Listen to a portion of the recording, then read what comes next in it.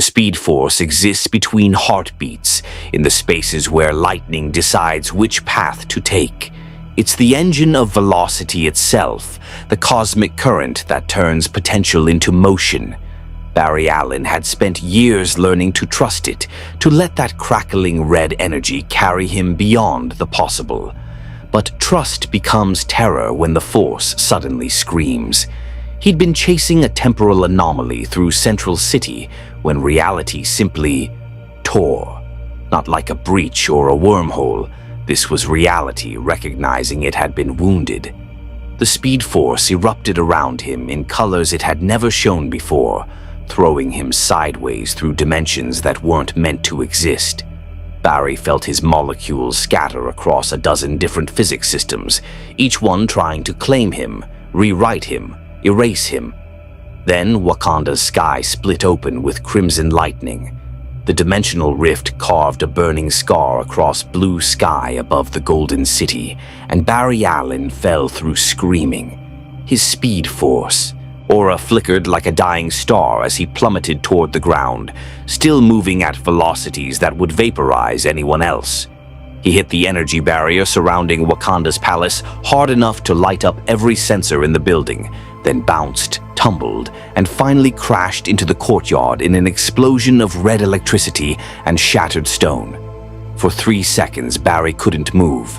His connection to the speed force felt like radio static, there but distorted, powerful but unstable. Every nerve ending reported a different, impossible sensation. He could feel his body trying to vibrate at frequencies that didn't match this universe's quantum signature. "Nkosi Yam," a voice shouted. "Something just breached the barrier." Barry forced his eyes open. Wakandan guards in advanced armor surrounded him, weapons charged and aimed. Beyond them, he saw a city that shouldn't exist. Gleaming spires of impossible architecture, vehicles that moved without wheels, technology centuries beyond. Anything he'd seen outside of Star Labs' most experimental projects. But the expression on the guards' faces was universal, fear mixed with the determination of people who'd already been pushed too far. "Don't move." The lead guard's weapon hummed with violet energy. "Identify yourself. How did you penetrate our defenses?" Barry raised his hands slowly, though his speedster instincts screamed to disarm them all before they could fire. But he'd learned the hard way that scared people with weapons needed to see non-threatening behavior first. I'm not your enemy. My name is Barry Allen. I was somewhere else, somewhere very else, and I don't know how I got here." "He's American," another guard said, translator apparently built into their helmets. "But the energy signature? Shuri, are you seeing this?" "I'm seeing it, and I'm not believing it." A young woman's voice crackled over their comms. "That energy disruption isn't matching any known power source. It's not magic, not cosmic radiation, not even close to the Infinity Stone's signatures. Brother, we have a situation." The guards parted slightly, and Barry saw him, a man moving with calm authority despite obvious exhaustion. King T'Challa, though Barry didn't know that name yet. The Black Panther, though he couldn't see the suit. Just a king protecting his people during what looked like preparations for war. "Stand down," T'Challa ordered his guards, approaching Barry with cautious curiosity. "He came through our barrier like it wasn't there, yet hasn't attacked. That speaks to either tremendous power or tremendous restraint. Perhaps both." His eyes studied Barry with uncomfortable intensity. "You wear a suit designed for speed, enhanced individual? Something like that?" Barry climbed to his feet and lightning crackled across his body involuntarily. Several guards tensed, but T'Challa held up a hand. Where I'm from, they call me the Flash. I can run fast, really fast. I was chasing something through my city when reality broke and dumped me here. This is Earth, right? Please tell me this is still Earth." "It is," T'Challa confirmed. Wakanda, to be precise, the most technologically advanced nation on the planet, though we've kept that secret until recently. And your arrival is unfortunately timed. He gestured to the organized chaos Barry was beginning to notice. Soldiers mobilizing, weapons being distributed, defensive positions being reinforced. We're preparing for an invasion. Invasion? By who? Before T'Challa could answer, a massive holographic display materialized in the courtyard, showing a purple-skinned giant with a lined face and eyes that held terrible purpose. Just looking at the image made Barry's Speed Force connection flicker with something that felt like warning. By him, T'Challa said quietly. Thanos. He's already killed half the Asgardians, devastated the Nova Corps, and now he's coming here for the Mind Stone. If he succeeds, he'll have the power to erase half of all life in the universe with a snap of his fingers. Barry stared at the image, his mind racing faster than even his body could move. Half of all life. With a snap.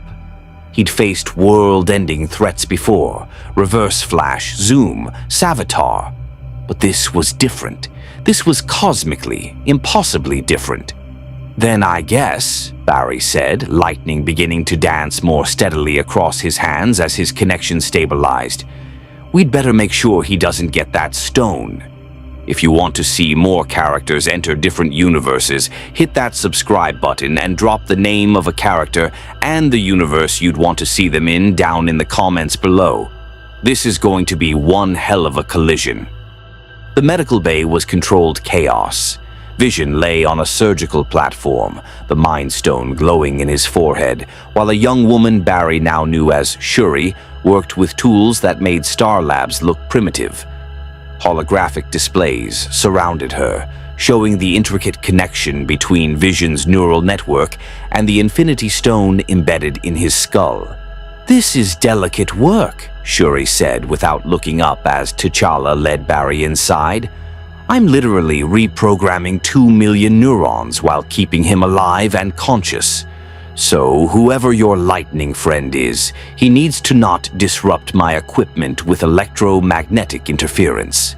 I can control it, Barry said, though his aura still flickered unpredictably. Usually, this universe's physics are different. My powers are trying to adapt. Now, Shuri did look up, her eyes sharp with scientific curiosity that Barry recognized from every brilliant mind he'd ever worked with. Your powers are adapting to universal physics? That's not how enhanced abilities work. You're either powered by something internal, mutation, genetic enhancement, technological augmentation, or something external like cosmic radiation. What's your power source? The Speed Force.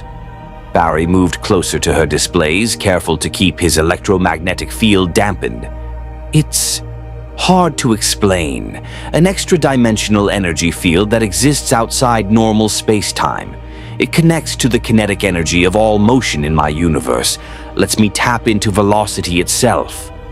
Shuri's fingers flew across holographic controls, pulling up new scan data.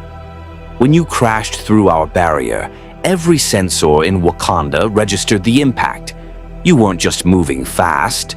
The readings suggest you were moving through multiple dimensional frequencies simultaneously, vibrating between quantum states.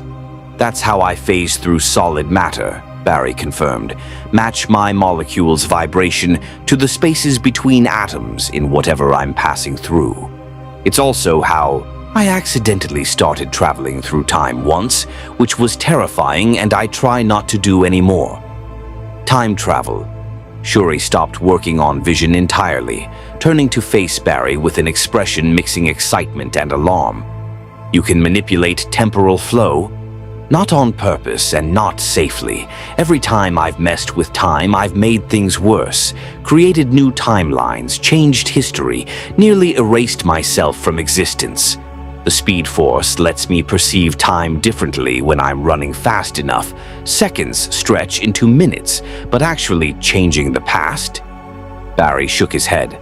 That's how you break everything. Vision's eyes opened, focusing on Barry with an intensity that felt like being scanned. Fascinating. I can sense your energy signature. It's unlike anything in this universe's dimensional structure.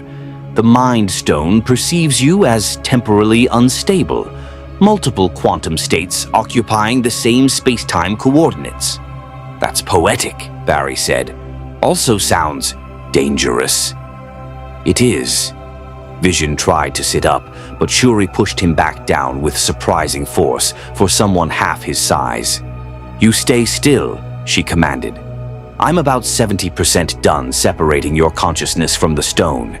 If Thanos arrives before I finish, we need every second.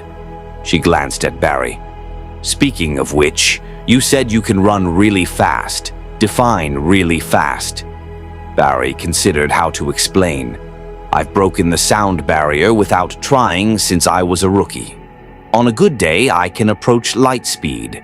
I've outrun instant teleportation, caught bullets mid-flight, searched entire cities in seconds. I once evacuated 500,000 people from a nuclear blast in the time it took the shockwave to expand 100 feet. The room went silent except for the hum of Wakandan technology. Even Shuri looked impressed, which Barry suspected didn't happen often. Light speed, she repeated. That's impossible. The energy requirements alone would kill anyone. Normal, yeah. The Speed Force handles that. Protects me from friction, lets me survive accelerations that should liquefy my organs, even heals me faster than normal when I get injured. It's basically physics' way of saying the rules don't apply to me. Useful. T'Challa moved to a tactical display showing Wakanda's defenses. But Thanos has the power, space, reality, and soul stones already. Each one gives him godlike abilities. The Power Stone alone let him destroy a moon. Can you run fast enough to avoid reality itself being rewritten? Barry's confidence faltered. I don't know. I've never fought anyone with that kind of power. The strongest enemies I've faced could control time or match my speed. But rewriting reality, that's not something you can just outrun. No, a new voice agreed. Steve Rogers entered the medical bay, shield on his back and exhaustion in his eyes. Captain America looked like he'd been fighting for weeks without sleep. But speed like yours could turn the tide. We've got enhanced individuals, super soldiers, advanced technology, a god of thunder on his way. But we've never had someone who could move like you describe. Barry studied the man who radiated leadership despite looking half dead on his feet. You're Captain America. I've seen old newsreels. Wait, you're supposed to be from World War II. How are you not ancient? Long story involving ice and suspension. Steve offered a tired smile. Right now, the important thing is that Thanos is coming here, to Wakanda, because this is where Vision is. We're making our stand here because we don't have a choice. Every second Shuri buys us is a second more we have to prepare. And if she doesn't finish in time? Barry asked. The silence answered that question. If Shuri didn't separate Vision from the Mind Stone, Thanos would rip it out himself, and Vision would die. Barry felt his Speed Force connection pulse stronger, adapting to this universe's quantum signature. Lightning danced across, his hands steadier now, more controlled. He'd been given speed for a reason. Every crisis he'd ever faced had taught him the same lesson. When time is running out, someone needs to run faster. Then we slow Thanos down, Barry said. Buy Shuri every second we can, because I've learned that a lot can happen in a second when you're fast enough to make it count. T'Challa nodded slowly. Welcome to Wakanda, Flash. I hope your speed is everything you claim. We're going to need miracles, and we're fresh out. Outside the medical bay, alert klaxons began to wail. The invasion was coming. Shuri's laboratory was built into Wakanda's mountain infrastructure, a masterpiece of form meeting function. Vibranium conduits ran through the walls like nervous system pathways, channeling energy with zero loss. Holographic workstations floated in midair, controlled by hand gestures and neural links. It made Star Labs look like a high school chemistry set. Barry stood at one of the workstations, his hands moving through holographic controls while lightning crackled unconsciously around his fingers. Shuri watched the Speed Force energy interact with her equipment, her expression caught between scientific fascination and practical concern. "This is unprecedented," she murmured, studying readouts that shifted faster than most people could read. "Your Speed Force energy is creating harmonic resonances with the Vibranium matrix in the lab's walls. It's not disrupting the equipment, it's enhancing it. Processing speeds are up 37% just from your ambient electromagnetic field." Barry looked at his hands, watching red lightning dance across his fingers in patterns that looked almost alive. Vibranium is the metal in Black Panther's suit, right? T'Challa's armor. And woven through this entire facility, strongest metal on Earth, absorbs kinetic energy and redistributes it. Wakanda's entire technological advantage is built on Vibranium applications. Shuri pulled up a molecular display showing Vibranium's atomic structure. But we've never seen it interact with extra-dimensional energy before. Your Speed Force seems to be creating a quantum resonance we didn't know was possible. She manipulated the display, showing how Barry's energy signature was creating standing wave patterns in the Vibranium infrastructure. "This could be weaponized. If we can modulate your energy output, channel it through Vibranium conduits, we might be able to create defensive barriers that could slow down even someone with the Infinity Stones. Or it could explode," Barry said, remembering every time he'd accidentally overloaded equipment by channeling too much Speed Force through it. "My lightning tends to fry electronics when I'm not careful, and right now my connection is still adapting to this universe. I'm getting power surges I can't always predict." As if to demonstrate, his aura flared suddenly, and the holographic display flickered. Shuri yelped and jumped back as sparks flew from one of her control panels. "Okay, Rule 1, she said firmly. "You don't touch anything in my lab without asking first. This equipment is worth more than most countries' GDP." "Sorry." Barry pulled his hands back, forcing the lightning to calm. "I'm used to working alone or with people who have powers. Forgot that normal equipment can't handle what I put out." "Who said I was normal?" Shuri's smile was sharp as she pulled up new displays with a gesture. "I've built armor that can tank hits from gods, weapons that can kill nearly anything, and I'm currently performing neurosurgery on a synthetic being with an Infinity Stone for a brain. Normal is not a word that applies in this lab." Barry found himself grinning. The brilliant, confident energy Shuri radiated reminded him of Cisco and Caitlin, his team back home. God, he missed them. Were they looking for him right now? Did they even know he was gone, or had the dimensional crossing erased him from their timeline entirely? "You got quiet," Shuri observed, thinking about home. "Yeah, I have friends there, a team, people who understand the science behind what I do."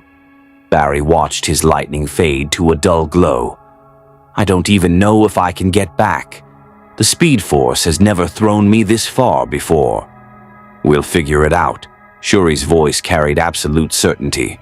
"After we deal with Thanos, after we save Vision, after we save the universe, then we'll work on getting you home. I've seen weirder things than dimensional travel.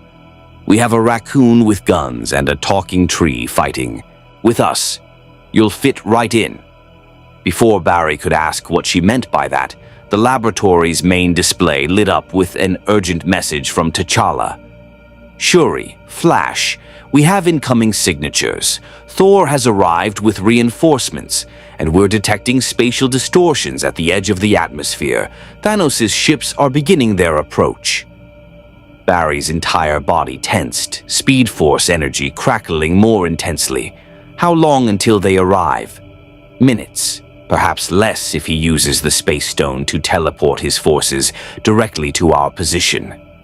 T'Challa's face showed the calm of a man who'd already accepted he might die today. All forces are moving to defensive positions. The Flash, we need you on the perimeter. Your speed makes you our best early warning system. I'll be there in... Barry stopped himself.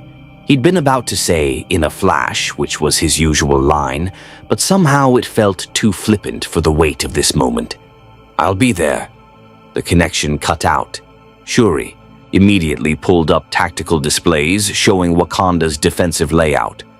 The barrier protects us from aerial assault and conventional weapons, but Thanos has the Space Stone. He can teleport his forces anywhere he wants, probably inside the barrier if he's smart about it. Then we need to control the battlefield. Barry studied the topography around Wakanda's borders. If I can move fast enough, I can be everywhere at once, or close enough to it. Hit attackers from multiple angles, create confusion, disrupt their formations before they can coordinate. You'll burn yourself out, Shuri warned. Even with your enhanced stamina, fighting an entire army alone is suicide. I won't be alone. You said Thor is coming and there are other defenders. I just need to be the chaos factor that makes their army hesitate. Barry's hands clenched into fists, lightning wrapping around them like gauntlets. I've learned that villains who are used to people being slow get really confused when someone can hit them from 6 different directions in the same second. Shuri pulled up one more display, a scan of Barry's physiology showing the Speed Force energy coursing through every cell of his body. The energy was settling, adapting, finding harmony with this universe's laws. Your power is stabilizing. Whatever dimensional adaptation your body needed, it's nearly complete. But Barry, these readings show your energy signature is flagging temporal anomalies. What kind of anomalies? The kind that suggest your presence is creating quantum instabilities, small ones, barely measurable, but they're there. Her expression turned serious. I don't know what happens if those instabilities cascade. Could be nothing. Could be everything. Barry had lived with quantum instabilities since the day lightning struck him. The Speed Force existed in the spaces between moments. Of course, it created anomalies.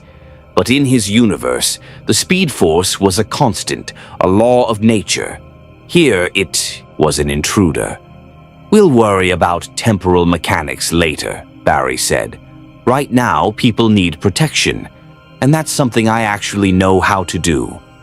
He turned to leave, then paused. Shuri, thanks for trying to understand the science. Most people just see the powers and forget there's complex physics underneath. Most people are boring, she replied with a grin. Now go.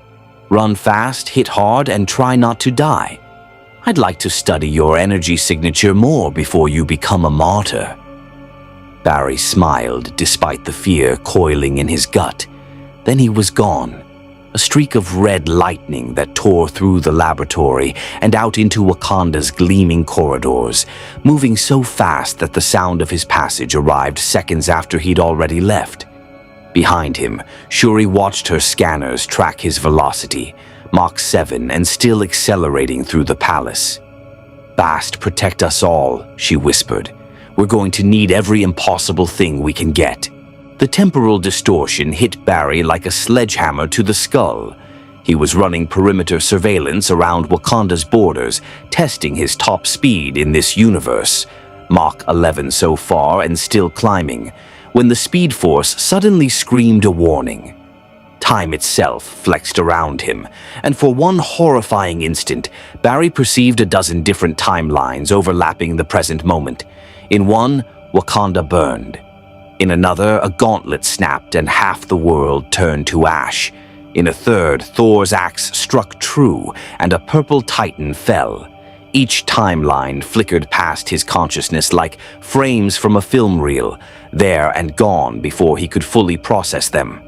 Then reality snapped back, and Barry stumbled, his super speed faltering for the first time since arriving in this universe. He caught himself against a tree at the edge of Wakanda's forests, breathing hard, lightning crackling erratically around his body. "What the hell was that?" he gasped. The speed force pulsed inside him, not with its usual steady rhythm, but with an urgent, almost frantic energy. It was trying to tell him something, show him something, warn him about something. Barry had experienced temporal awareness before. When he ran fast enough, he could perceive time as a flowing river, see the currents and eddies of cause and effect. But this was different. This wasn't just perceiving time. This was seeing through it, past it, into possibilities that hadn't happened yet, or had already happened, or were happening right now in different quantum branches. His comm unit crackled. T'Challa had given him one before he left, Wakandan technology that could keep up with his movements. "Flash, are you in position? We're detecting spatial distortions intensifying. Thanos' arrival is imminent." "I'm here," Barry said, forcing his voice steady even though his hands were shaking. "But I need to tell you something. My powers, they're not just about speed. When I move fast enough, I can perceive time differently. See past and future bleeding into present. And I just saw something bad, really bad." A pause. Then Steve Rogers' voice came through. "What did you see?" Barry closed his eyes, trying to hold on to the fragmentary visions. Disintegration. People turning to ash. Not just here, everywhere. Half of everything, just gone. And at the center of it all, Thanos, with all 6 stones in a golden gauntlet, snapping his fingers like it's the easiest thing in the world. Another pause, longer this time. When T'Challa spoke, his voice carried the weight of a man who'd already guessed this outcome. "Your temporal vision confirms what Doctor Strange predicted before Thanos captured him. The mad Titan seeks the stones not for conquest, but for universal genocide. He believes overpopulation threatens all life, and his solution is to randomly erase half of all living beings." "That's insane," Barry said flatly. "Yes, but he has the power to make his insanity reality." T'Challa's voice hardened with resolve. "Which is why we fight. Why we make our stand here now, with everything we have." Barry pushed off from the tree, his speed stabilizing as the temporal distortion faded. "I saw other timelines too. Ones where we win, where Thor kills him, where the stones are taken, where the snap never happens. The future isn't fixed. We can still change it." "Then we will?" Steve's voice carried the same unshakable determination that had won World War II. "Flash, you're our wild card. Thanos has fought gods and armies, but he's never fought someone who can move like you do. Use that advantage." Barry was about to respond when the sky tore open. A massive circular portal materialized above Wakanda's barrier, and through it poured ships, huge ring-shaped vessels that looked like they'd been designed by someone who thought nightmares weren't scary enough. Dropships began falling from the rings like metallic rain, each one carrying soldiers that Barry's enhanced vision could see, even from miles away. They weren't human. They were something else. Creatures designed for killing, with too many limbs and weapons grafted where hands should be. "The Outriders," T'Challa said grimly over the comm. "Thanos' shock troops, mindless killers bred for overwhelming enemies through sheer numbers. They'll try to breach the barrier, and when they can't, they'll pile up until they find a weakness or die trying." Barry watched the first wave hit Wakanda's energy barrier and dissolve into ash. But more kept coming, hundreds, thousands, an endless tide of alien flesh throwing itself at the golden shield protecting the nation. "They're going to get through eventually," Barry said, his tactical mind already calculating vectors and response times. "That many bodies, something's going to give." which is why we'll open a section of the barrier ourselves." T'Challa's voice carried the calm of a practiced strategist. "Funnel them through a choke point where our forces can engage on our terms. The Flash, we need you to hold the right flank.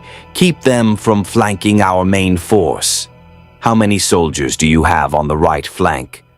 "One. You." Barry stared at the alien army assembling outside the barrier, thousands of creatures that existed only to kill. And T'Challa wanted him to hold an entire flank alone.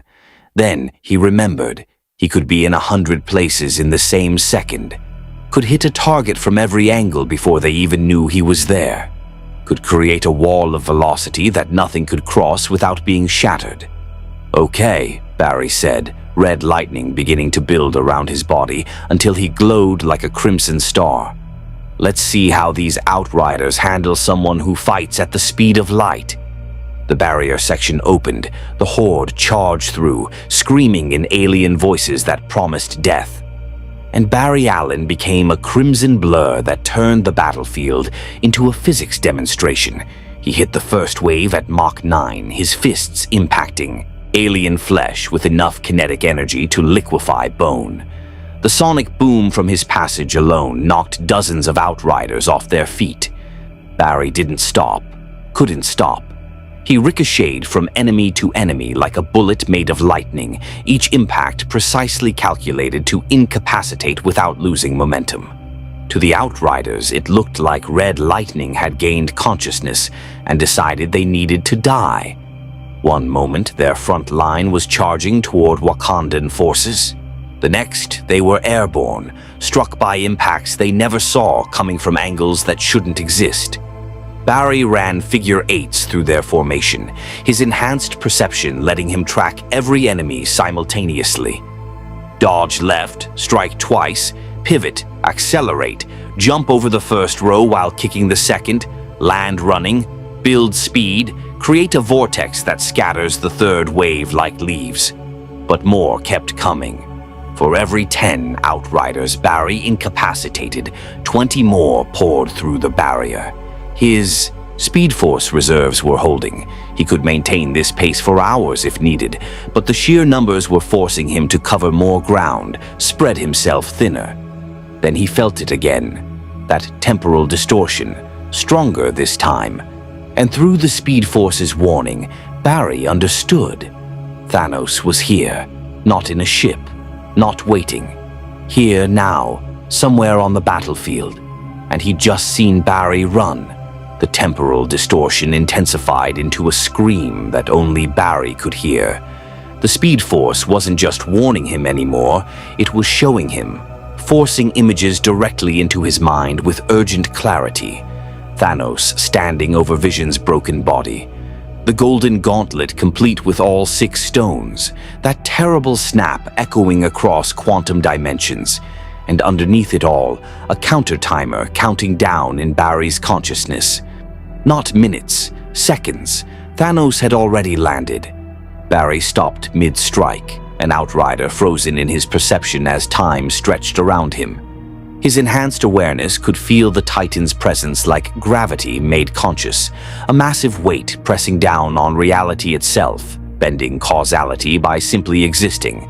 The Infinity Stones weren't just powerful, they were fundamental forces given form, and Thanos wielded them like a surgeon wielding a scalpel. "Flash, what's your status?" Steve's voice crackled through the calm, but Barry barely registered it. He was calculating. The medical bay was 8 miles from his current position. At Mach 12, his current maximum in this universe, he could reach it in 2.3 seconds. But Thanos had the Space Stone. Teleportation was instantaneous. If the Titan decided to simply appear in the medical bay, no amount of speed would matter. Unless Barry was already there when he arrived.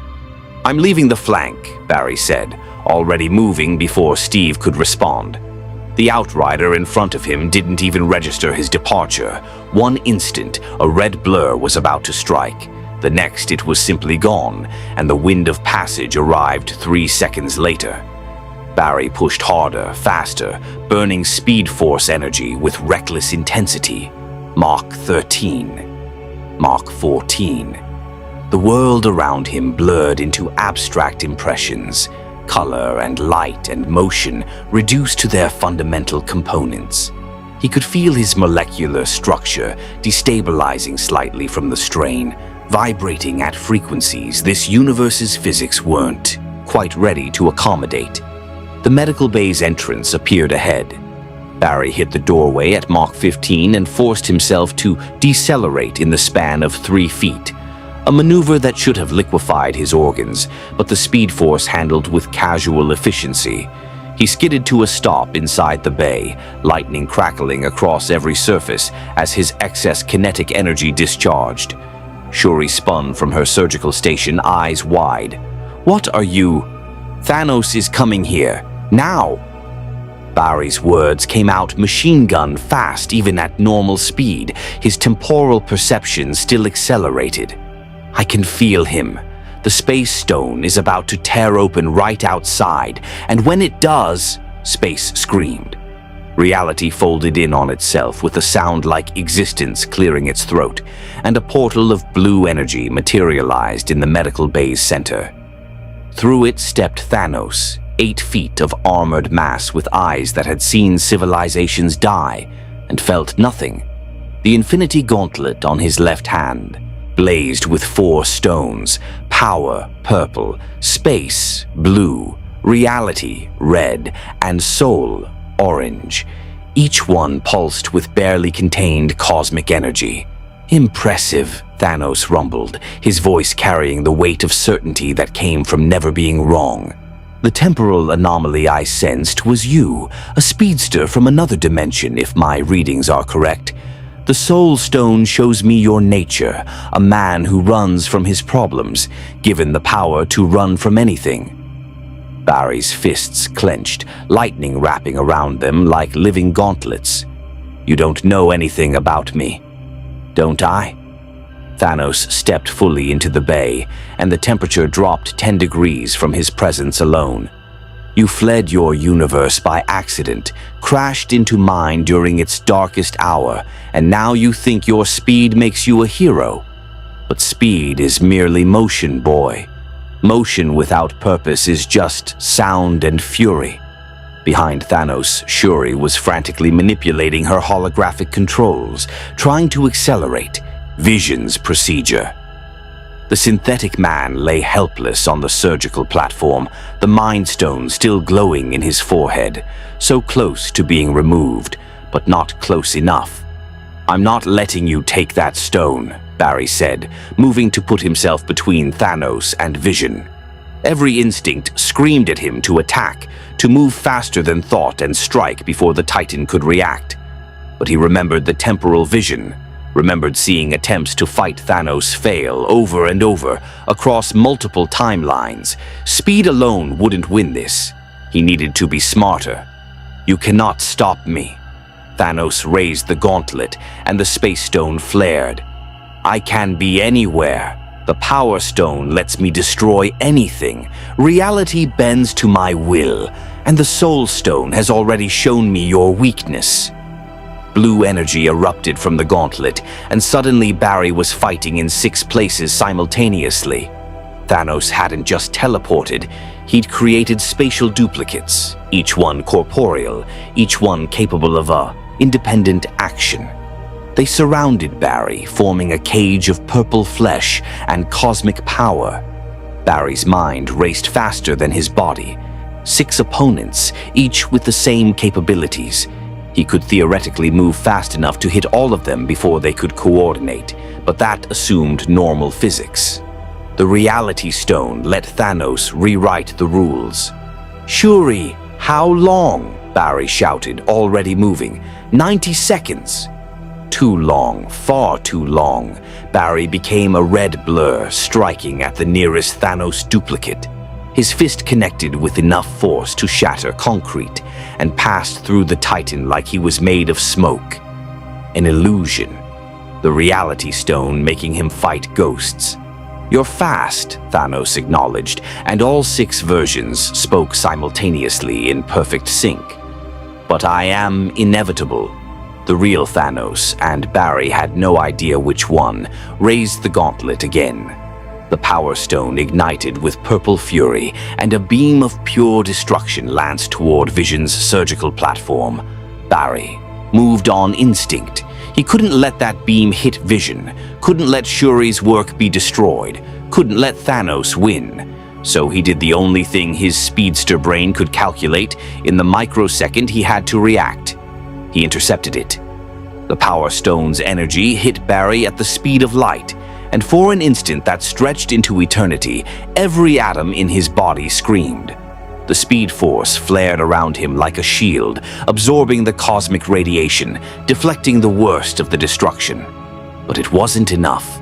Nothing could fully stop an Infinity Stone. Barry felt his molecular structure begin to come apart, felt the Power Stone trying to reduce him to component atoms, felt his connection to the Speed Force straining under pressure it was never designed to withstand. Then lightning exploded from his body with enough intensity to white out every sensor in the medical bay. Not red lightning, not his usual Speed Force energy. This was white-hot discharge, the Speed Force itself, reacting to an existential threat by pouring every ounce of its dimensional power through Barry's body as a conduit. The Power Stone's beam shattered against that lightning like water hitting a dam. Thanos' eyes widened fractionally, the first time Barry had seen surprise on the Titan's face. "Impossible. You absorbed the Power Stone's direct output." "Not absorbed," Barry gasped, smoke rising from his suit where the cosmic energy had scorched it. "Redirected. The Speed Force exists outside your universe's dimensional structure. Your stones are powerful, but they're still bound by this reality's physics. I'm not."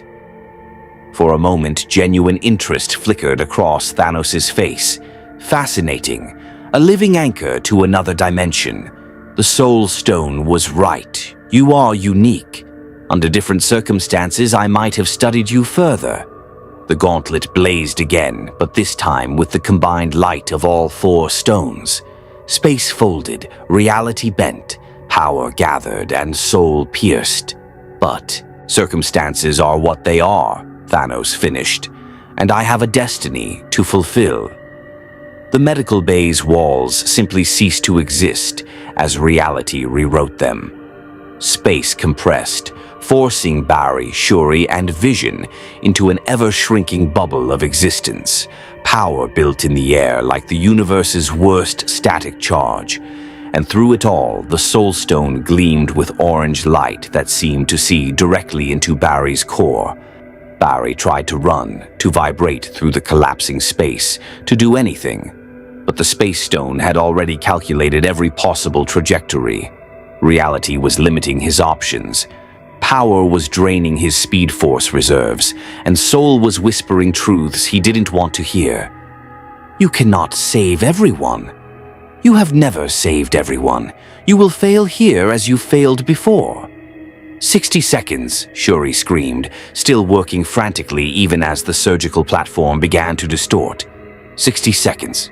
Might as well have been forever. Thanos stepped forward, reaching for Vision with his right hand. The left, bearing the gauntlet, kept the stone's energies focused on containing Barry. The Titan's expression held no malice, no hatred, just the calm certainty of someone harvesting crops. This isn't personal, Thanos said. It's necessary. Barry's mind raced through every option, every strategy, every possible counter. He'd fought speedsters before, knew how to anticipate their moves because he could move the same way. But Thanos wasn't a speedster. He didn't need to be. With the stones, he could simply be wherever Barry wasn't, do whatever Barry couldn't prevent, win before the race even started. Unless Barry changed the rules. The temporal distortion that had been building in Barry's consciousness suddenly snapped into focus. Not a vision this time, not a warning, an opportunity. The Speed Force showed him the moment, one perfect instant, 0.3 seconds in the future, where Thanos would shift his attention from containment to extraction, where the stone's energies would focus on removing the Mind Stone instead of suppressing Barry, where the Titan's absolute confidence in his inevitable victory would create a microscopic opening. One chance, one move, and if Barry miscalculated, everyone died. "I'm sorry," Barry whispered, to his friends back home, to the heroes of this universe, to everyone he was about to fail. Then he ran straight into the future. Time shattered. Barry didn't just run fast, he ran forward, punching through the present moment into the 0.3 seconds ahead that the Speed Force had shown him. His consciousness fragmented across temporal boundaries, existing simultaneously in multiple quantum states as he forced his body to occupy a point in space-time that hadn't arrived yet. It felt like dying, like being born, like existing and not existing in the same instant. The Speed Force screamed through every cell of his body, burning hotter than it ever had before. This wasn't normal time travel. Those were journeys measured in days or years, with the Speed Force cushioning the transition. This was forcing himself forward by fractions of a second, moving so fast through time that causality itself couldn't keep up. And in that fractured instant, Barry saw Thanos' mistake. The Titan had shifted his attention exactly as predicted. The Space Stone's containment field flickered as power redirected to the Reality Stone, which was reaching for Vision's forehead. The Power Stone channeled energy into making that reach irresistible. The Soul Stone focused on Vision's consciousness, preparing to witness another death in Thanos' righteous crusade. None of them were watching Barry. He slammed back into normal time 0.3 seconds ahead of where he'd been, his fist already moving at Mach 17 toward the one target that mattered, the gauntlet itself. Thanos' head snapped around, eyes widening in genuine shock. The Soul Stone blazed orange, screaming a warning, but too late. Barry had already moved outside its precognitive range by moving outside linear time entirely. Barry's fist connected with the gauntlet's palm, and the impact generated a shock wave that shattered every window in the medical bay. The kinetic energy of a freight train moving at hypersonic speed concentrated into a few square inches. More force than anything biological should be able to generate, more speed than normal matter should be able to withstand. The Infinity Stones flared wildly as their energies disrupted. Not damaged. You couldn't damage something fundamental to reality, but scattered, unfocused, their wielder's concentration broken by an attack that had come from a moment that didn't exist yet when he'd started defending against it. Thanos staggered back one step, just one, but it was enough. "Now!" Barry roared, and Shuri didn't hesitate.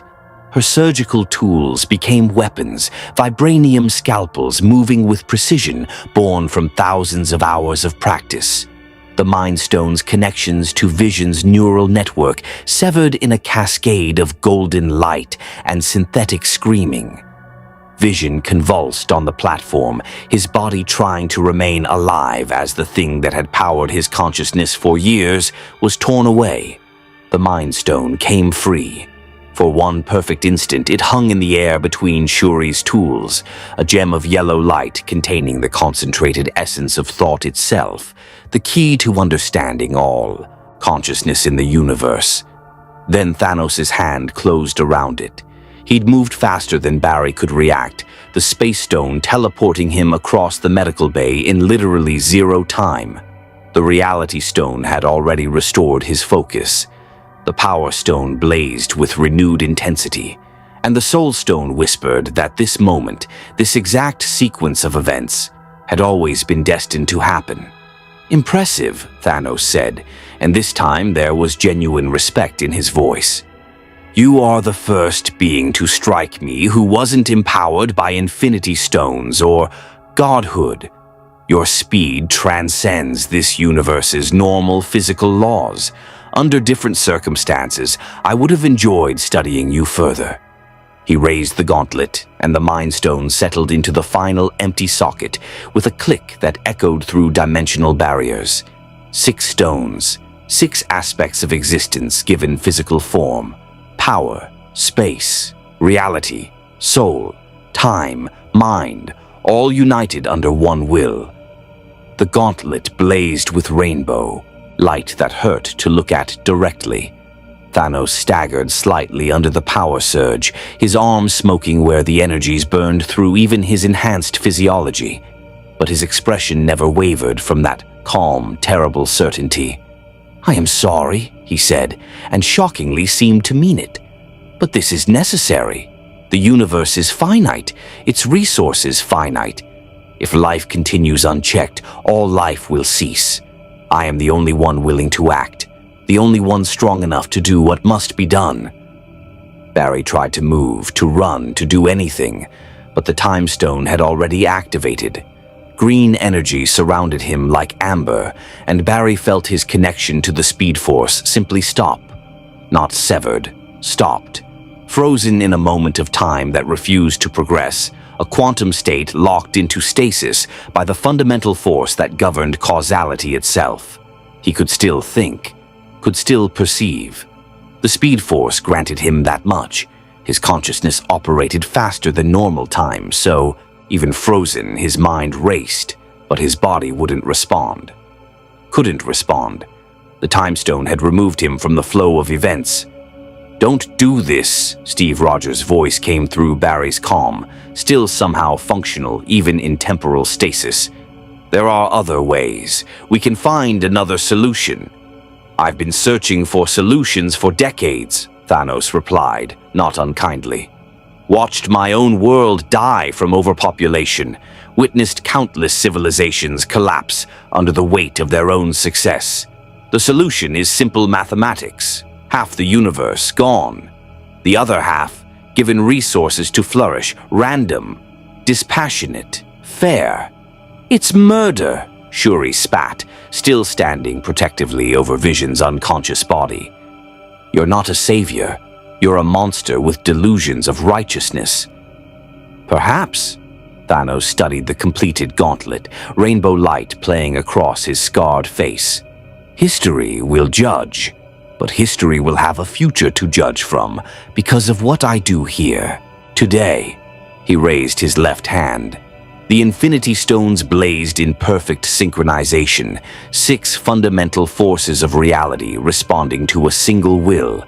Barry could feel the energy building, could sense through his Speed Force connection that something cosmic was about to happen. The stones were preparing to execute a command that would echo across every quantum dimension in existence. One command, one snap, one moment that would define everything that came after. Barry fought against the Time Stone's hold with every ounce of will he possessed. The Speed Force pulsed inside him, trying to break free, to move faster than even cosmic stasis could contain. He'd moved through time before. Broken causality before, changed history before, consequences be damned. If he could just... The Time Stone's energy intensified, and Barry felt his consciousness starting to fragment. The Speed Force was being forced out of sync with his body, his thoughts accelerating while his physical form remained frozen. It was temporal tearing, his mind moving forward in time while his body stayed locked in the present.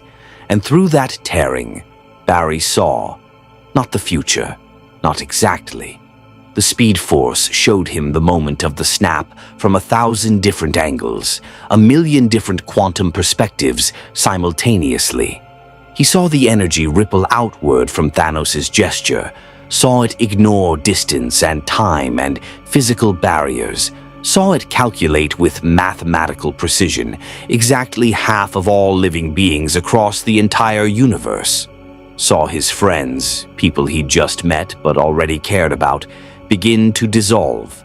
Steve Rogers still fighting to the last, T'Challa standing proud even as his body betrayed him. Shuri, brilliant and brave and far too young. Vision having sacrificed everything only to die anyway. Bucky Barnes, Sam Wilson, Groot, Mantis, Drax, Peter Quill, Doctor Strange, Peter Parker. Peter Parker. A kid, maybe 16 years old with his whole life ahead of him, dissolving into ash while apologizing to Tony Stark for dying. Barry's mind threatened to break under the weight of witnessing it all simultaneously. The Speed Force had shown him temporal visions before, but never with this clarity, never with this cosmic scope. He was perceiving the snap from every possible quantum angle, seeing every single person who would die, feeling the weight of 3 trillion souls being erased from existence, and he was helpless to stop it. "No," Barry whispered through frozen lips. "No, no, no!" The time stone's hold shattered, not because Barry broke it through speed or force or will, but because Thanos released him. The Titan wanted Barry to watch, wanted him to witness, wanted him to understand that even someone who could run faster than light couldn't outrun inevitability. Barry's body unfroze just as Thanos' fingers began to close, and in that final instant before the snap, Barry made a choice. He ran. Not away, not toward, not to attack or defend, or save. He ran perpendicular to time itself, burning every remaining ounce of Speed Force energy in his body to punch through the temporal boundaries of this moment and see, truly see, if there was any possibility, any quantum branch, any alternative timeline where this ended differently. The Speed Force responded, showing him what he demanded to see. 14,605 possible futures. In every single one, Thanos won. Thanos snapped. Half the universe died, except one. One timeline so improbable that Barry almost missed it in the cascade of possibilities. One sequence of events where the snap still happened, where everyone still died, but where, 5 years later, the vision cut off as Barry's Speed Force reserves finally depleted. He crashed back into the present moment, his body giving out from the strain of perceiving 14 million possible futures in the span of a heartbeat. And as he fell to his knees, red lightning flickering out like a dying star, Barry heard it. The snap, a sound like the universe clearing its throat, like existence acknowledging a fundamental change, like death being given mathematical form. Thanos lowered his hand, the gauntlet smoking and scarred from channeling that much cosmic power. The Infinity Stones had gone dim, their energies temporarily exhausted. "It is done," the Titan said simply. Then he activated the Space Stone one final time and vanished, leaving behind only the echo of his conviction and the beginning of the end. The medical bay was silent except for Barry's ragged breathing. He stayed on his knees, staring at his hands, watching the last traces of red lightning fade into nothing. His Speed Force connection was still there. He could feel it pulsing weakly in his chest. But he'd burned through his reserve so completely that even standing seemed like an impossible task. "What did you do?" Shuri's voice cut through the silence, sharp with controlled panic. "Your energy signature just spiked to levels that should have vaporized you. The readings looked like you tried to exist in multiple timelines simultaneously." "I looked," Barry whispered. "I saw every possible future, 14,605 different ways this could have ended." He finally raised his head, meeting her eyes. "We lost in every single one. Except maybe one. I didn't get to see how it ended." "What do you mean we lost?" But even as Shuri asked, she was pulling up holographic displays, scanning for life signs. Across Wakanda, across the planet. Her hands moved with frantic precision, and Barry watched her expression transform from confusion to disbelief to horror. Half the life signs had simply vanished. Not died. Died would have left bodies, left evidence. These had just ceased to exist, as if the universe had gone back and erased them from ever having mattered. "Bast protect us," Shuri breathed. "He actually did it. That insane Titan actually—" She pulled up more displays, casting wider nets, accessing satellites and communication networks. Global reports coming in. Half of all life. Half of everything. Just gone. Barry forced himself to stand, his legs shaking but holding. Where's Vision? They both turned to the surgical platform. Vision lay there, still and gray, the space in his forehead where the Mind Stone had been now just an empty socket. His eyes were open but unseeing, his synthetic body still technically functional but without the consciousness that had made him a person. Dead, Shuri said flatly. The moment Thanos took the stone, everything I did, all that work to separate his consciousness from the stone's influence, it didn't matter. He needed it to exist. And now, she didn't finish the sentence. Didn't need to. Barry's calm crackled with static. Then Steve Rogers' voice came through, rough with exhaustion and barely suppressed emotion. All units, sound off. I need status reports. Black Panther here. T'Challa's voice carried weight of loss. Half my forces have vanished, half my people. My sister is still here, but Shuri... His voice cracked slightly. Okoye is gone. Half the Dora Milaje. I'm standing in the middle of my army, and half of them turned to dust while I watched. Same here, Steve said. Sam is gone. Bucky's gone. We won the battle against the Outriders, but we lost the war. Thanos is gone too, just used the stones and disappeared. Thor tried to track him, but the energy signature vanished. What about the others? Another voice, Rhodey, Iron Man's friend. Tony was in space fighting Thanos. Anybody heard from him? Silence, long enough to be an answer. We need to regroup, Steve said finally, his voice carrying the tone of a man who'd led soldiers through hell and refused to break. Wakanda, can you provide medical facilities for the wounded? We have heroes across the planet who need coordination. Of course, T'Challa replied.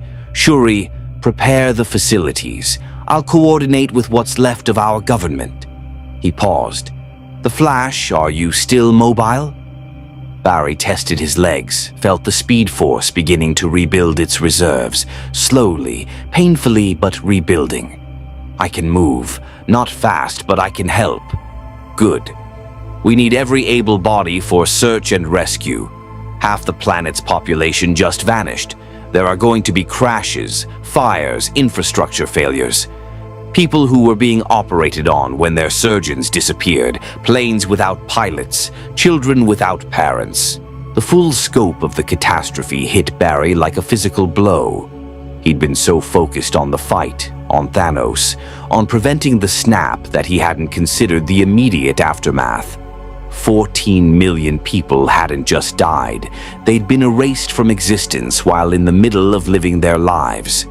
The cascade of secondary disasters would be apocalyptic. I'll help, Barry said, already moving toward the door despite his exhaustion. I can search faster than anyone, find people who need immediate assistance. Flash, wait.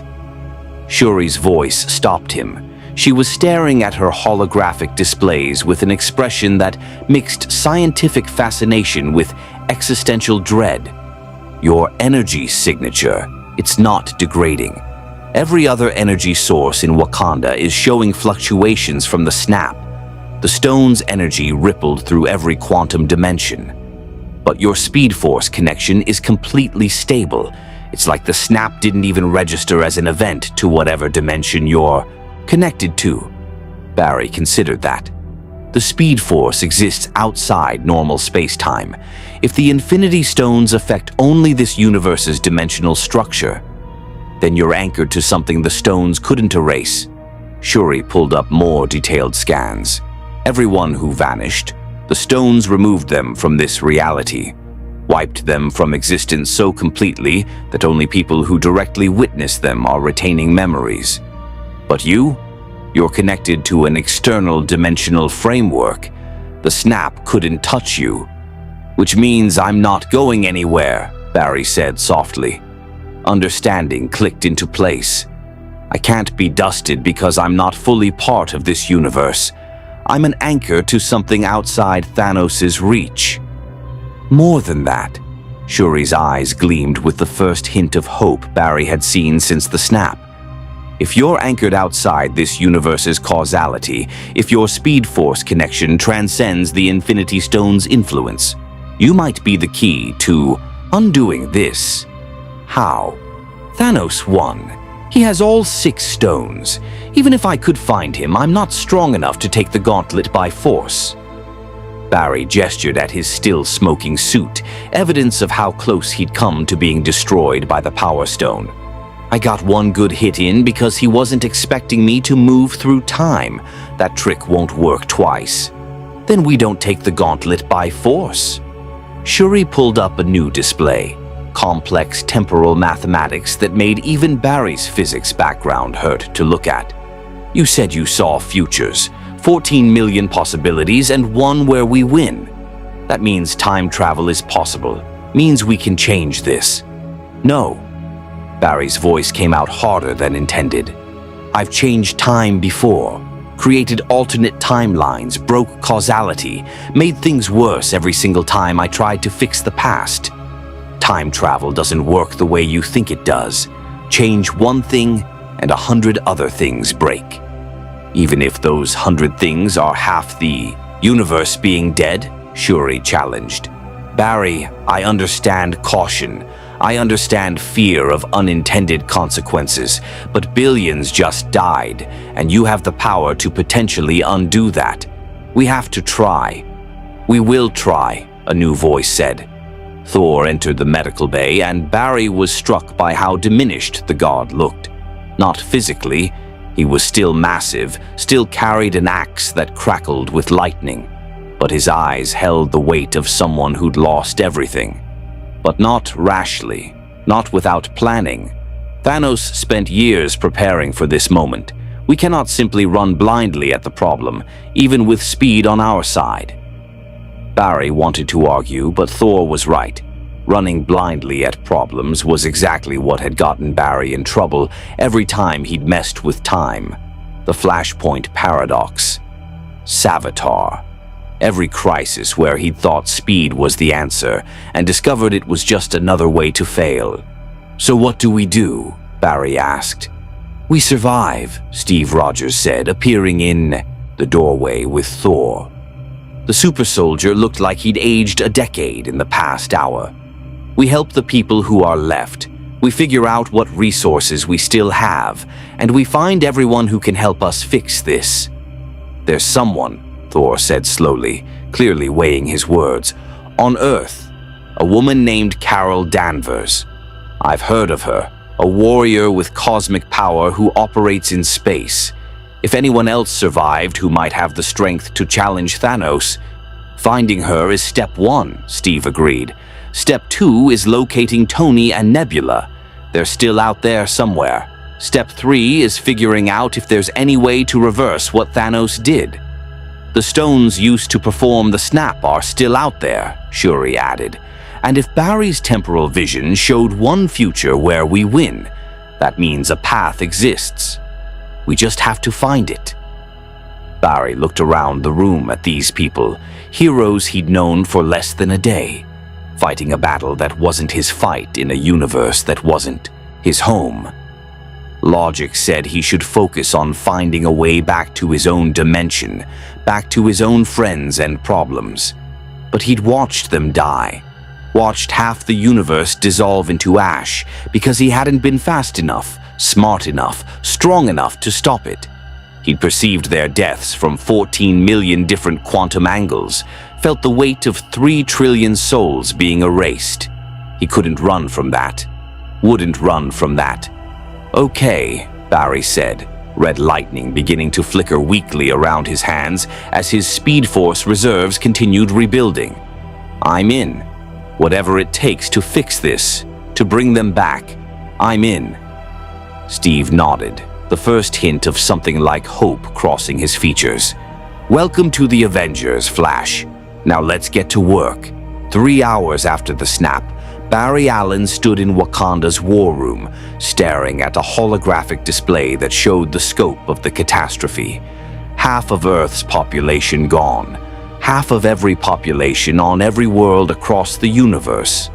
The numbers were so large they lost meaning, became abstract concepts rather than individual lives. But Barry had seen them individually, had perceived each death through his temporal vision. They weren't numbers to him. "We're receiving reports from the remaining governments," T'Challa said, his voice steady despite the exhaustion in his eyes.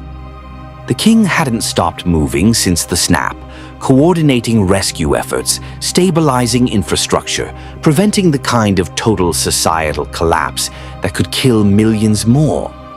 Wakanda's barrier and advanced systems kept us relatively stable, but the rest of the world... He gestured at the display where red markers indicated crisis zones. New York has lost emergency services. London's government has collapsed. Beijing is on fire.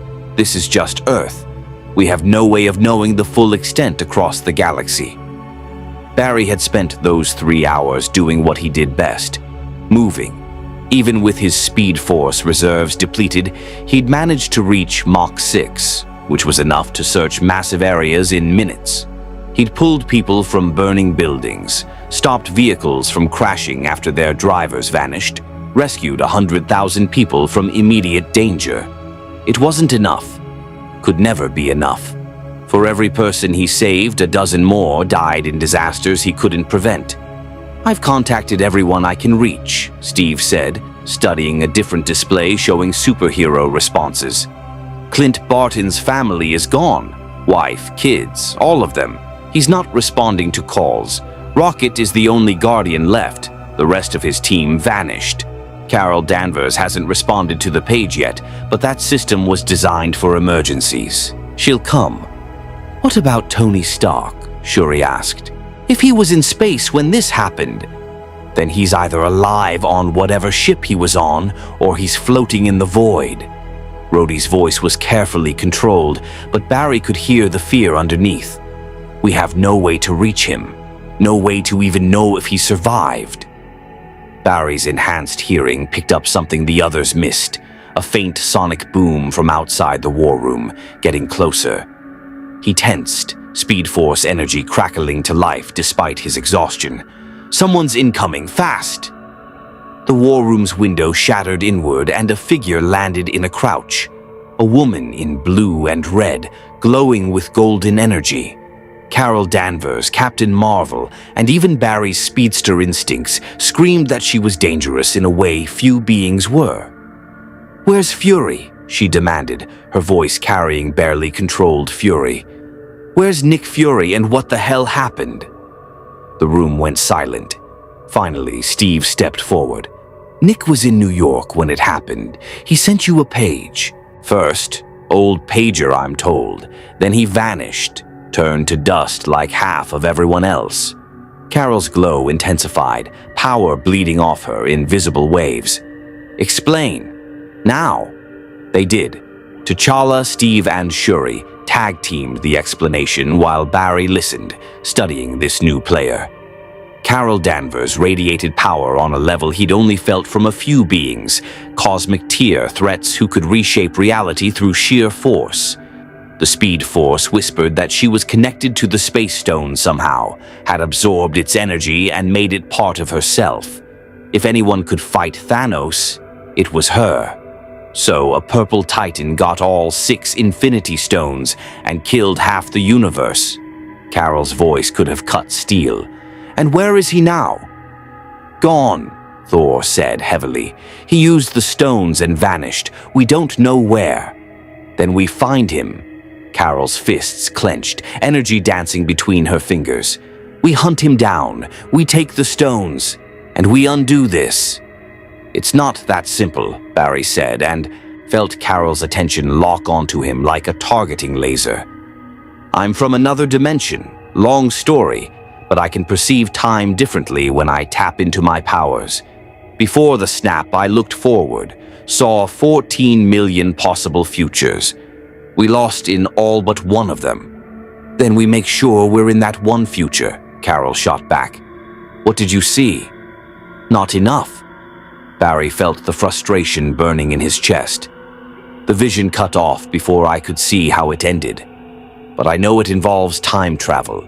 Somehow, someway, there's a path where we go back and change this. Time travel? Carol looked at Shuri. Is that possible? Theoretically. Shuri pulled up equations that made Barry's head hurt. But it would require exotic particles, quantum tunneling on a massive scale, and a power source that could bridge temporal gaps.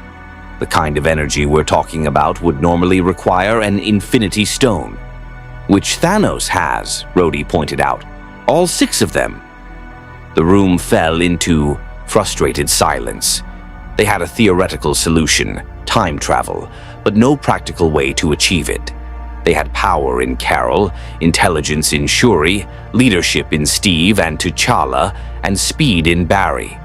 But without the stones, without some way to actually manipulate time on a cosmic scale, they were just survivors mourning the dead. There might be another way, Barry said slowly, an idea forming. The Speed Force let me perceive those futures by moving through time on a quantum level. I burned through my reserves doing it, nearly killed myself, but I touched something, saw something. He looked at Shuri. If we could harness that, build a device that amplifies my temporal perception, maybe even lets me physically travel instead of just observing. You'd need a stabilizing medium, Shuri interrupted, her mind clearly already racing ahead. Your Speed Force energy is extra-dimensional, outside this universe's causality.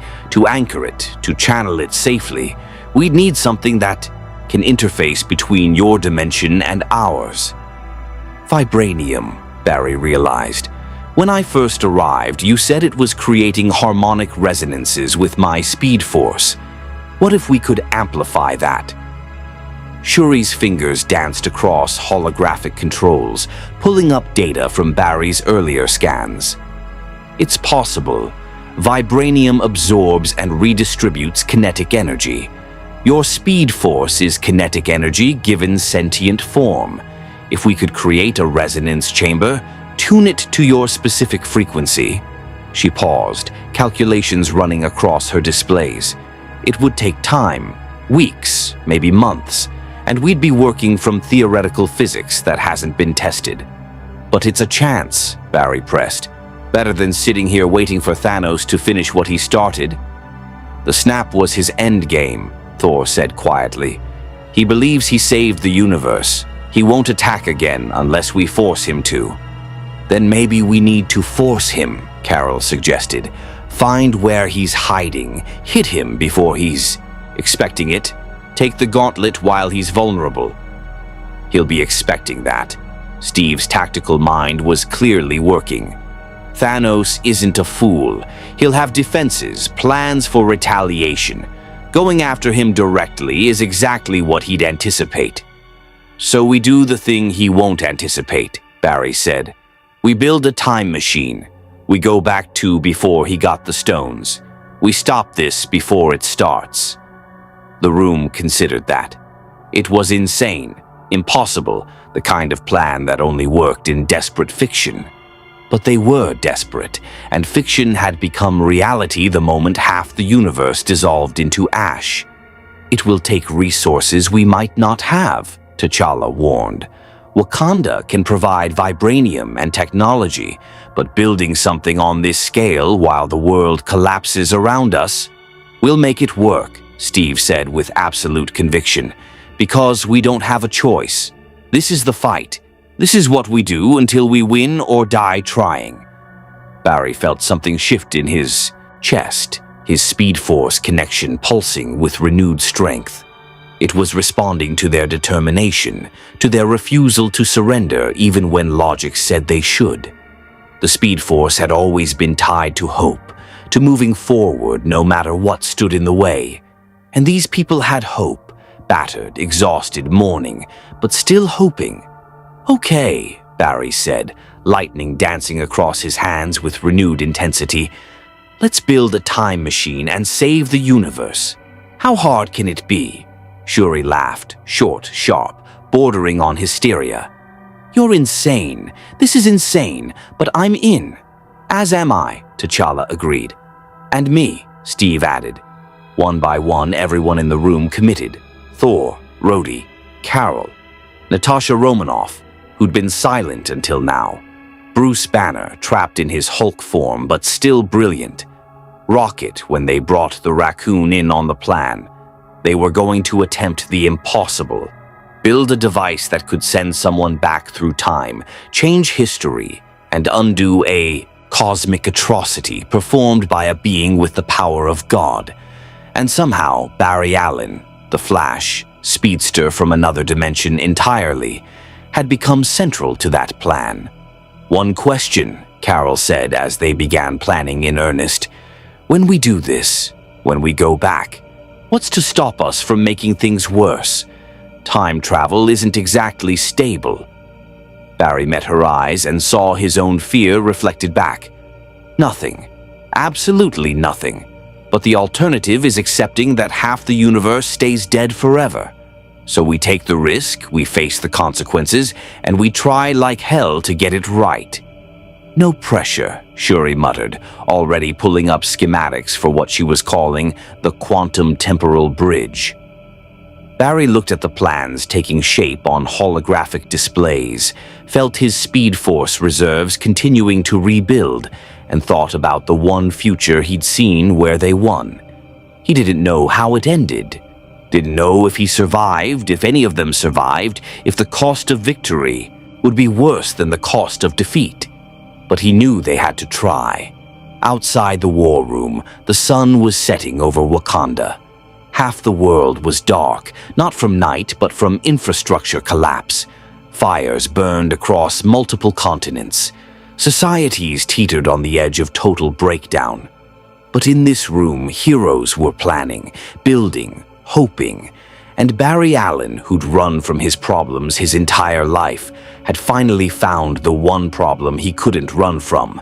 So instead, he'd run toward it, faster than anyone had ever run before.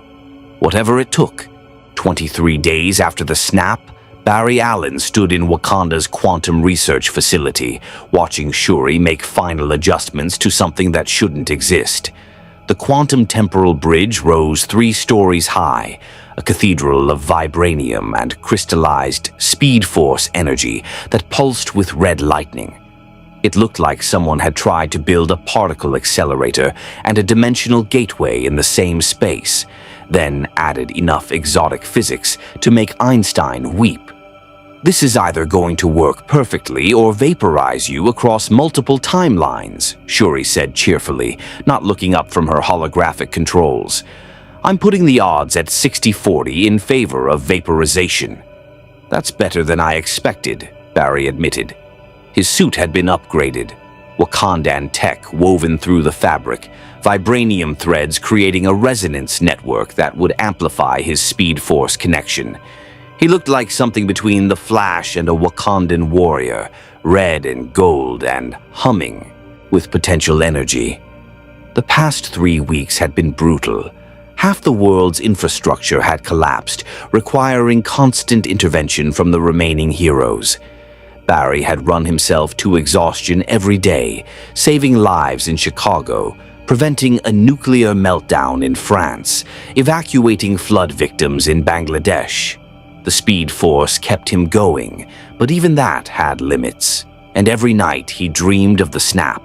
14 million deaths perceived from every angle simultaneously, burned into his memory forever.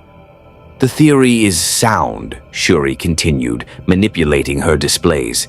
"Your Speed Force exists outside this universe's causal structure. By channeling it through vibranium resonance chambers, we can create a stable temporal tunnel. You run fast enough inside the bridge, and instead of just moving through space, you'll move through time." "How far back?" Carol asked. She'd stayed in Wakanda, helping coordinate global rescue efforts when she wasn't pushing Shuri to work faster. The guilt of being off-planet when the snap happened drove her almost as hard as it drove Barry. That depends on how much energy Barry can generate. Shuri pulled up calculations showing temporal displacement curves. Initial estimates suggest we can send him back approximately 5 years. Not far enough to prevent Thanos from beginning his quest, but far enough to warn people, prepare better defenses, maybe even locate the stones before he does. Or I could go back further, Barry said quietly. Push harder, burn brighter, travel decades instead of years. And risk temporal fracturing, Shuri shot back. Barry, I've studied your records from fighting temporal enemies in your universe. Every time you've traveled too far, you've created paradoxes. Flashpoint, time remnants, causality loops. This universe can't handle that kind of instability. She's right, came a new voice. Tony Stark entered the facility, looking thinner than the holographic records Barry had seen, haunted by whatever he'd experienced in space. He'd returned 3 days ago, rescued by Carol in a ship barely functioning. Nebula, Thanos' adopted daughter, had come with him. I've run the numbers. Go back too far, change too much, and you might erase this timeline entirely, including everyone in it. So we get one shot, Barry said. 5 years. Arrive before the snap, warn everyone, and hope we can change enough to matter without breaking causality. That's the plan. Steve Rogers stood near the bridge's base, shield on his back, looking like a soldier about to send someone into hell. You'll arrive in New York, 2018. Find me, find Tony, find anyone who can help. Tell them everything. The warning alone might give us the edge we need. Barry looked around the room at the faces of people who'd become something like family in 3 weeks. Shuri, brilliant and brave despite her brother nearly dying in a failed counterattack on Thanos' farm. T'Challa, holding his nation together through sheer will. Natasha, coordinating global efforts with nothing but determination. Bruce, trapped in Hulk's body but still thinking. Thor, broken but refusing to stay down. Rocket, grieving his lost family with anger. Carol, burning with need to fix her failure. And Tony, the man whose guilt for not stopping Thanos was slowly killing him. If this works, Barry said slowly, if I change the past, you might not remember any of this. The timeline where we met, where we built this together, it might be overwritten entirely. Good, Tony said flatly. A timeline where half my friends aren't dead sounds significantly better than this one. But you won't remember building this, won't remember the time we spent figuring it out. Barry felt the weight of that loss already. I'll remember. I'll carry memories of a timeline that doesn't exist anymore, but all of you will be alive, Natasha finished. Barry, we knew this going in. We're not asking you to preserve our memories. We're asking you to preserve our lives. The lives of everyone who died. Barry nodded, swallowing against the tightness in his throat. Okay, let's do this before I overthink it. Shuri activated the bridge. Vibranium conduits hummed to life, and red lightning began arcing between crystalline structures. The entire facility filled with the ozone smell of Speed Force energy, mixing with Wakandan technology. Holographic displays showed quantum tunneling beginning, space-time folding in ways that made reality uncomfortable. Barry stepped into the bridge's center, feeling his connection to the Speed Force explode with intensity. The Vibranium wasn't just amplifying his powers, it was harmonizing with them, creating resonance patterns that sang in frequencies beyond human hearing. His body began to vibrate, molecules oscillating between quantum states. Remember, Shuri called over the rising hum, you need to maintain exactly 3.7 terahertz oscillation to stay in the temporal tunnel. Go faster, you'll overshoot. Go slower, you'll snap back to the present. No pressure, Barry muttered, red lightning wrapping around him like a living thing. And Barry? Tony's voice cut through the energy buildup. When you see me in 2018, the me who hasn't lived through this nightmare, tell him he needs to do better. Tell him the kid was right. Tell him we should have worked together from the start." Barry met Tony's eyes and saw the weight of regret that would haunt a man forever if this failed. "I'll tell him." The bridge reached critical energy. Reality began to scream. "Now!" Shuri commanded. Barry ran, not forward through space, forward through time itself. The speed force exploded around him in a cascade of red lightning that tore through dimensional barriers. The bridge channeled that energy, focused it, turned raw velocity into temporal displacement. Barry felt his consciousness fragment across multiple quantum states as he punched through the present moment and into the past.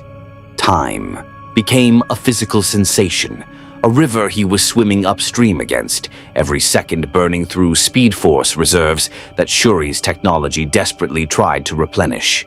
He saw moments flash past like photographs, the Battle of Wakanda running in reverse, Thanos unsnapping his fingers, the Infinity Stones separating, vision coming back to life, months and years rewinding faster and faster. Barry pushed harder, running at speeds that would have vaporized him without the bridge's stabilization. 3 years back. 4 years. The temporal tunnel was holding, vibranium resonance keeping him anchored even as causality tried to reject his presence. 5 years. The target. Barry could feel 2018 approaching, could sense the moment before everything went wrong. Just a little further, just a little faster. Something grabbed him. Not physically, temporally. A massive gravitational force that existed outside normal space-time, pulling him toward a different point in history. Barry tried to resist, tried to maintain his trajectory, but the force was enormous, irresistible. The Time Stone. Thanos had used it during the snap, and its energy had left scars in the time stream. Those scars were resonating with Barry's temporal displacement, creating attraction like gravity wells pulling at his consciousness. He was being dragged toward the moment of the snap itself, toward the exact instant when Time Stone energy had peaked. No, no, no! Barry poured everything he had into resisting, burning speed force reserves with reckless intensity. The bridge's vibranium resonance fought to stabilize him, but it was designed for controlled travel, not fighting against Infinity Stone gravitational fields. He was going to miss the target, going to arrive at the wrong time, maybe even at the moment of the snap itself, trapped in a temporal loop he couldn't escape, unless he did something crazy. Barry stopped resisting the Time Stone's pull. Instead, he used it, let the gravitational force accelerate him, then at the last possible instant, redirected that velocity perpendicular to the time stream, not traveling to the past through normal temporal flow, but cutting across it, using the Time Stone's energy as a slingshot to reach his destination from an unexpected angle. It was insane. It was impossible. It was exactly the kind of physics-breaking maneuver that the Speed Force existed to enable. Reality screamed as Barry carved through causality itself.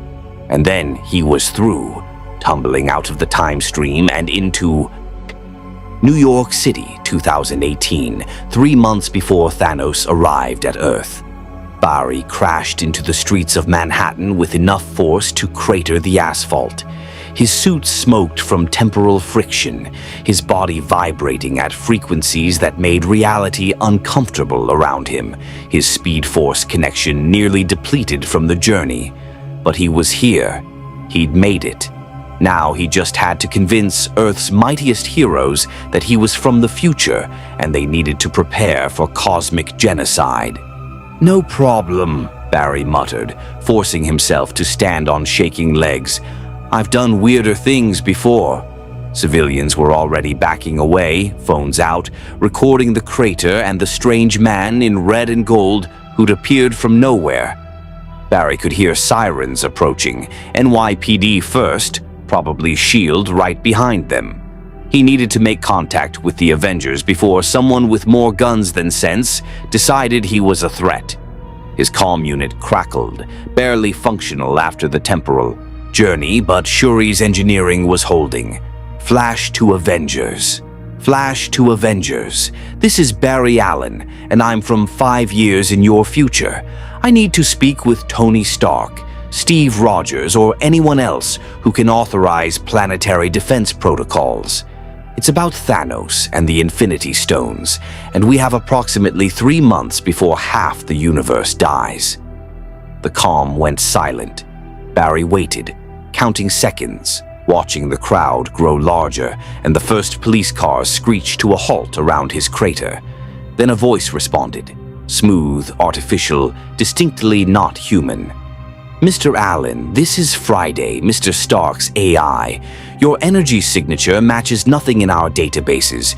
Your temporal displacement readings are off the charts. And you just name-dropped Infinity Stones like you know what they are. I'm routing your location to Mr. Stark now. Please don't move or vaporize anyone in the next 3 minutes. I can do that, Barry said, raising his hands to show the gathering police officers he wasn't a threat. I'm friendly, just a time traveler from a bad future trying to prevent an apocalypse. Standard superhero stuff. One officer lowered his weapon slightly. You're with the Avengers? Not yet, but I will be. Or I was. Time travel makes verb tenses complicated. A portal of golden light materialized in the street.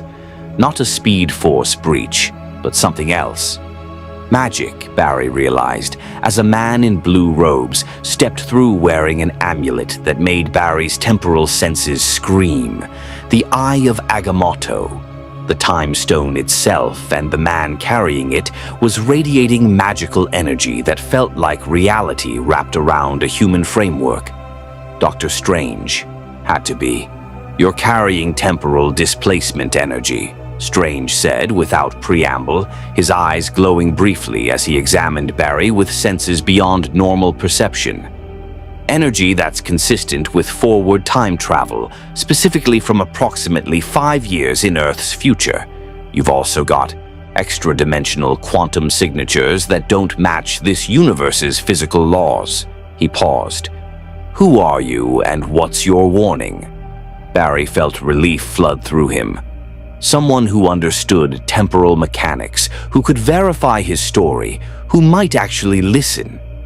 My name is Barry Allen.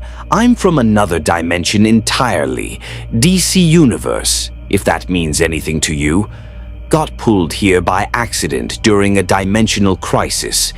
Arrived in Wakanda during the battle there, fought against Thanos, watched him complete the Infinity Gauntlet and snap half the universe out of existence. Strange's expression didn't change, but the Eye of Agamotto on his chest began to glow. Barry felt temporal energy wash over him, the Time Stone examining his past, his memories, verifying his claims through direct observation of the time stream. He's telling the truth, Strange said finally, and his voice carried new weight. I can see the timeline he came from, the snap, the death toll, He paused, something like fear crossing his features. The 14 million futures where we lose. You know about those? Barry asked. I looked forward during the battle, saw the same possibilities. Strange's eyes met Barry's, and they shared understanding born from witnessing cosmic horror. But you said you came back to warn us. That means you think we can change it. I know we can. I saw one future where we win. I didn't get to see how it ends, but it exists. Barry gestured at the crowd, the city, the world that didn't know it was doomed yet. You have 3 months. Thanos is coming for the stones. He'll hit Xandar first for the Power Stone, then he'll find the Asgardian refugees for the Space Stone, then he'll come here for the Time and Mind Stones. If we can hide them, protect them, or destroy them before he arrives. We can't destroy them, Strange interrupted. The stones are fundamental to reality's structure. Remove one and this dimension becomes vulnerable to extra-dimensional threats. The Ancient One was very clear about that. Then we hide them, scatter them across the universe where Thanos can't find them. Barry felt urgency building. Or better, we use the warning to prepare defenses he won't expect. We know his tactics, his strategy, his exact approach. We can turn his own plan against him. Another portal opened, and this time Iron Man flew through. Full armor, repulsors charged, scanning Barry with every sensor Tony Stark had ever invented. Friday says you're from the future, and the Magic Man confirms it. Start talking. What happens? When does it happen? And how do we stop it? Barry told them everything. The attack on the Asgardian ship, Thanos' assault on Nowhere for the Reality Stone, the torture of Gamora for the Soul Stone's location, the battle on Titan, the final stand in Wakanda, the snap that erased 3 trillion lives in an instant. More heroes arrived as he spoke. Steve Rogers, shield on his back, listening with the intensity of a soldier preparing for war. Natasha Romanoff, calculating odds and strategies. Bruce Banner, analyzing the physics of what Barry described. Rhodey, recording everything for later review. And when Barry finished, the street fell silent except for traffic and the eternal hum of New York City. "That's quite a story," Tony said finally. "Also completely insane, impossible, and exactly the kind of nightmare scenario I've been warning the UN about for years. Friday, start pulling up everything we have on Thanos, the Infinity Stones, and cosmic-level threats. Rogers, get the team together. Strange, can you verify any of this through your magic?" "Already doing it," Strange said, hands moving through mystical patterns. The time stream confirms his memories are genuine. This future exists as a possibility. Whether we can change it. He paused, golden light flaring around his hands. The timelines are shifting already. His presence here has created new branches, new possibilities. The future isn't fixed. "Good," Steve said, "because we're going to change it. Barry, you said you watched us lose. What mistakes did we make? What can we do differently?" Barry thought about that carefully. "You were divided. The Avengers had split after some kind of internal conflict. The Sokovia Accords," Natasha said quietly. "We're still dealing with that. And when Thanos came, you didn't have time to unify. Half the team was on Titan trying to take the gauntlet. Half was in Wakanda trying to protect Vision. You were fighting on 2 fronts against an enemy who had the resources to win both battles simultaneously." Barry met Steve's eyes. "You need to work together. All of you.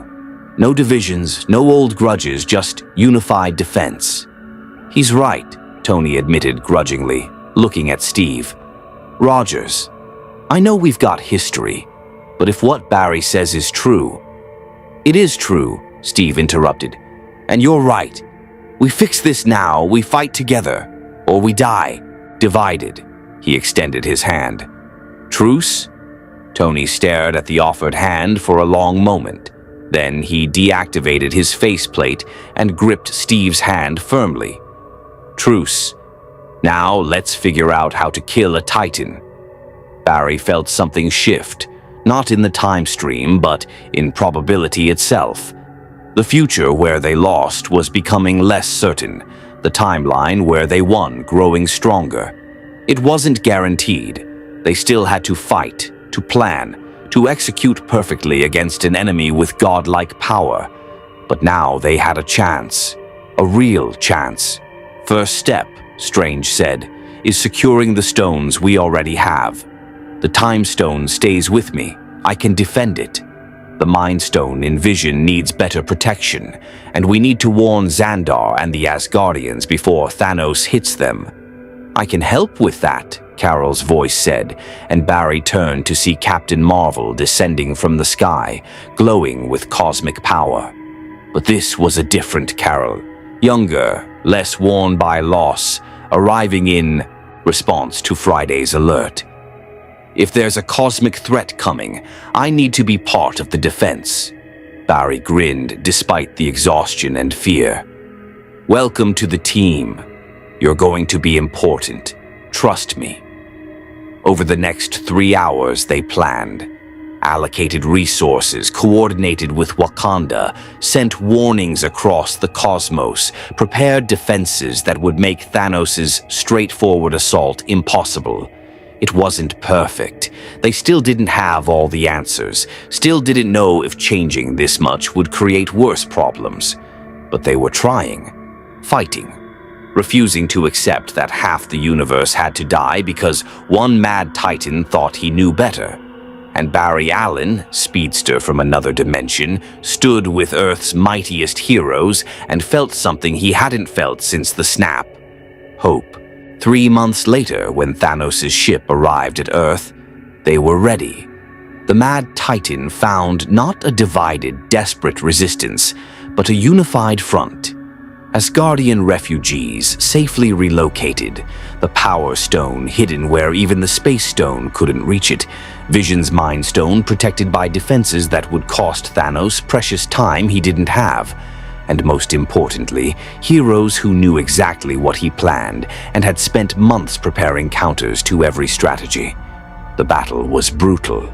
Thanos was everything Barry's memories had warned and worse. A tactical genius with cosmic power, fighting with the desperation of someone whose grand vision was crumbling. He managed to claim the Space Stone and Power Stone through sheer force, but each victory cost him more than he'd planned. When he reached for the Time Stone, Doctor Strange and Barry had a surprise waiting. Speed Force energy and temporal magic, working in harmony, creating a pocket dimension where Thanos' reach simply ended. The Titan raged, adapted, pushed harder, but he was fighting a battle already lost. The heroes knew his moves before he made them.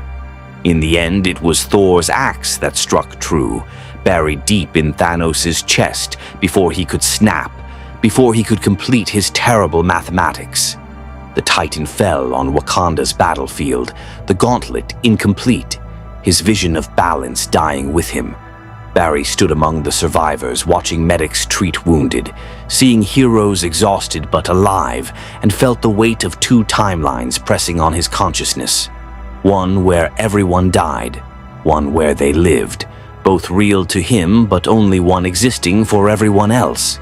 "You did it," Shuri said, approaching with a smile that didn't exist in Barry's other memories. "Saved the universe. Not bad for your first interdimensional adventure." "We did it," Barry corrected. "All of us together." Tony and Steve stood nearby, talking strategy, no division between them. Carol coordinated with Thor about cosmic security. Natasha laughed at something Clint said. Clint, whose family was alive, safe, never turned to dust. Vision walked past, the Mind Stone secure in his forehead, Wanda at his side. Everyone alive, everyone present. The timeline where they won, made real. But Barry could still feel the Speed Force pulling at him, his connection to his home dimension, calling him back. He'd stayed to help, to make sure the victory held, to see this through. But he didn't belong here. This was their universe, their victory, their future to build. "You're thinking about leaving," Strange observed, appearing beside him with that unnerving way magic users had. "The dimensional barriers are weakening. I could help you find your way home, if you wanted." Barry looked around one last time at the world he'd saved, the people who would never know the horror he'd prevented them from experiencing. "Yeah, it's time. They need their Flash back in my universe, and you've got your own heroes here. We could always use another," Steve offered, having overheard. "You've earned a place with the Avengers, Barry. Earned it several times over. Maybe I'll visit sometime," Barry said with a grin that didn't quite hide the sadness. "If I can figure out how to intentionally cross dimensional barriers instead of crashing through them by accident." Strange opened a portal, not through space but through reality itself, a golden doorway that resonated with Barry's Speed Force signature. Through it, Barry could see familiar lightning, feel the pull of his home dimension. "Thank you," Tony said simply, "for everything you did, for the warning, for the sacrifice, for being exactly the wild card we needed." Barry nodded, unable to trust his voice. Then he ran, not away from this universe, but toward his own, red lightning carrying him through the portal and back across dimensional barriers. The Marvel universe fell away behind him, a timeline saved, a catastrophe prevented, a future preserved. And as Barry Allen tumbled back into his own dimension, back to Central City and Star Labs and his own team of heroes, he carried with him the memory of 14 million deaths that never happened. The weight of a world saved, the knowledge that sometimes running toward the problem, instead of away from it, made all the difference. Somewhere across the dimensional divide, the Avengers continued building their future. And Barry Allen, the fastest man alive, ran toward his own adventures, his own battles, his own impossible victories. Because that's what heroes did. They ran, they fought, they saved everyone they could, whatever it took. May the Force be with you. More stories await.